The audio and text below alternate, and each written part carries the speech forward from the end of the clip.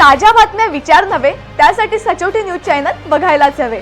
ज्ञान मनोरंजन संस्कार देणारे चॅनल सचोटीला सबस्क्राइब करा, बेल आयकॉनचे बटन दाबा, सोबत शेअर करायला विसरू नका।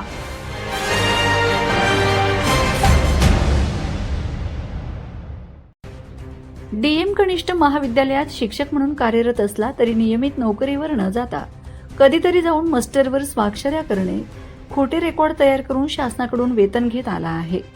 विद्यार्थ्यांना शिकविण्याचे सोडून तो केवळ संस्था चालक व शिक्षण विभागातील काही भ्रष्ट अधिकाऱ्यांची मर्जी सांभाळून त्यांच्याशी आर्थिक संगनमत करून अनेक सुशिक्षित बेरोजगार तरुणांना नोकरीच्या आमिषे दाखवून त्यांच्याकडून लाखो रुपये घेऊन त्यांची मागील तारखा टाकून खोटे व बनावट कागदपत्रे तयार करून त्यावर प्राचार्य, मुख्याध्यापक व कर्मचाऱ्यांवर संस्था चालकांकडून दबाव आणून त्यांच्या स्वाक्षऱ्या करून घेतो।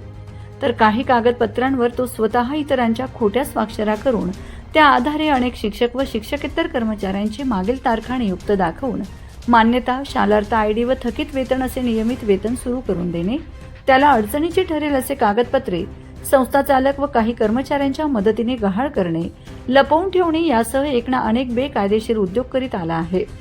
संस्था चालक व शिक्षण विभागातील काही भ्रष्ट अधिकारी व कर्मचाऱ्यांच्या मर्जीतला असल्याने व तेही त्याच्या कट कारस्थानात आणि बेकायदेशीर उद्योगात सहभागी असल्याने ते त्याला आजपर्यंत पाठीशी घालत आले आहेत। विशेषतः त्याचे शिक्षण उपसंचालक कार्यालय नाशिक व शिक्षण अधिकारी कार्यालय धुळे, नंदुरबार या कार्यालयातील काही अधिकारी व कर्मचाऱ्यांशी मोठ्या प्रमाणावर आर्थिक हितसंबंध प्रस्थापित झालेले आहेत। मात्र या मंडळींनी कितीही एकमेकांशी संगनमत करून न्यायालयाची दिशाभूल करण्याचा प्रयत्न केला तरीही त्यांचे एक नव्हे तर त्यांचे अनेक बेकायदेशीर उद्योग टप्प्याटप्प्याने कायदेशीर मार्गाने उघड होत आहेत।